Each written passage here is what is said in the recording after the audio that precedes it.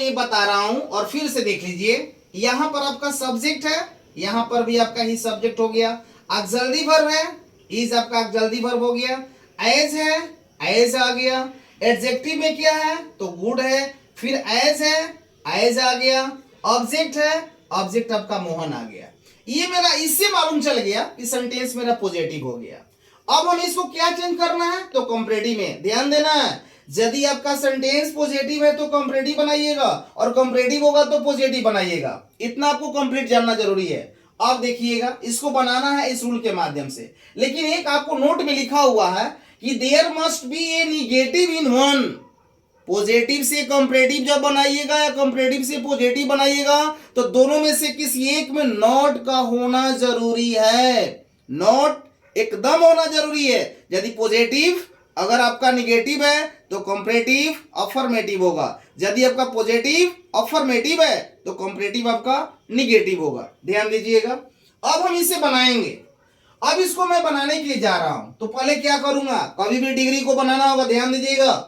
The subject of the positive degree change into comparative degree object, the object of the positive degree change into comparative degree subject. हमेशा ध्यान दीजिएगा, यानी positive का जो subject होता है कंपैरेटिव में जाने पर ऑब्जेक्ट बनता है, और पॉजिटिव का जो ऑब्जेक्ट होता है वो कंपैरेटिव में आने के बाद सब्जेक्ट बनता है। तो हमें बनाना क्या है, हमें बनाना है यहां पर कंपैरेटिव।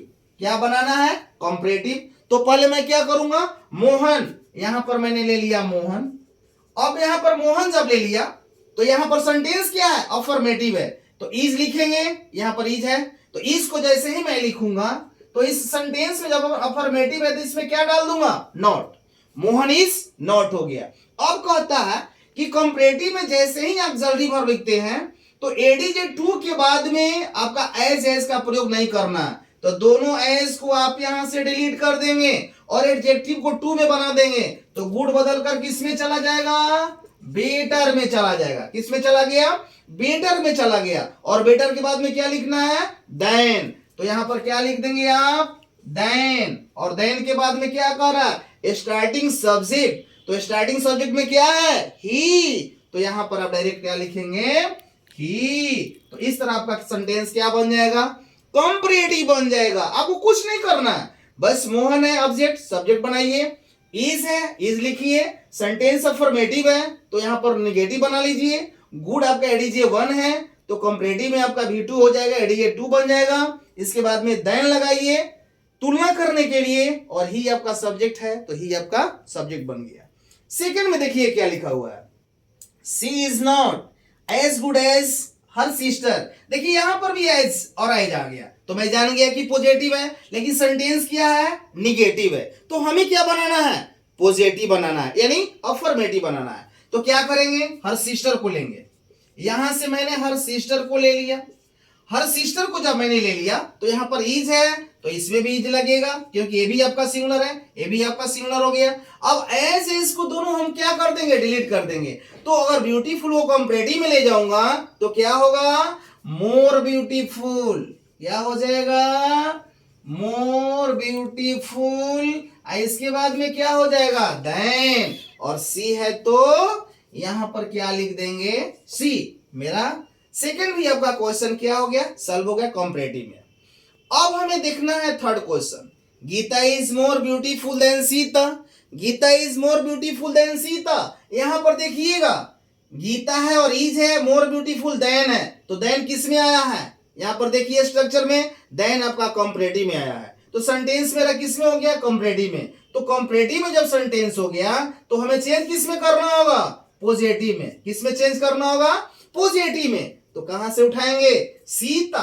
तो यहां पर लिखेंगे सीता। यहां पर इज है तो यहां पर भी क्या लिखेंगे, इज। सेंटेंस अफर्मेटिव है तो निगेटिव में लिखेंगे नॉट। और इसको ब्यूटीफुल को जब मैं पॉजिटिव में करूंगा तो मोर को यहां से लेस करने के बाद में ब्यूटीफुल के दोनों तरफ में क्या लिखना होगा, एज ब्यूटीफुल एज। और गीता है तो क्या कर देंगे, गीता। यानी कहने का मतलब है कि सेंटेंस मेरा कंपैरेटिव है तो उसको आप डायरेक्ट पॉजिटिव बनाइए, और पॉजिटिव में है तो क्या करना है, कंपैरेटिव। दोनों की पहचान क्या है, पॉजिटिव आपका एज या सो एज से जुड़ा हुआ रहता है, और कंपैरेटिव जो होता है देन से जुड़ा हुआ रहता है। तो इस तरह करके आप सेंटेंस को बिल्कुल बनाएंगे, कहीं भी कोई कंफ्यूज नहीं होगा। हाँ, कुछ ऐसे 3 सेंटेंस हैं जो आपको थोड़ा सा माइंड बच्चों को ये एकदम क्या करता है, ये चेंजिंग कर देता है कि सब तो मैं बता देता हूँ,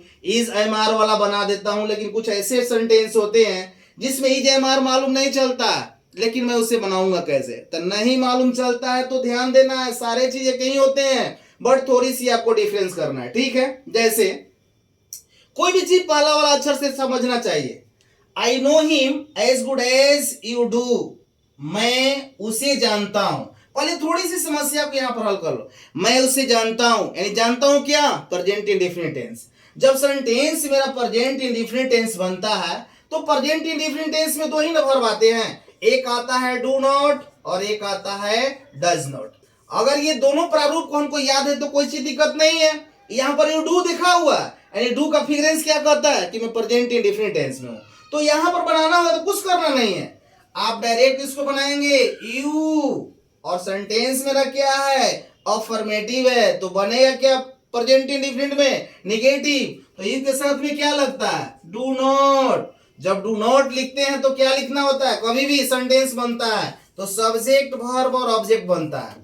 तो यू के साथ जब डू नॉट लिख दिया तो मेरा एडजेक्टिव से पहले देखिएगा, जहां एडजेक्टिव आता है उस एडजेक्टिव से पहले जितने सारे आपका वर्ब और ऑब्जेक्ट होता है वह सब्जेक्ट के साथ में जोड़ देना चाहिए, कुछ करना नहीं है।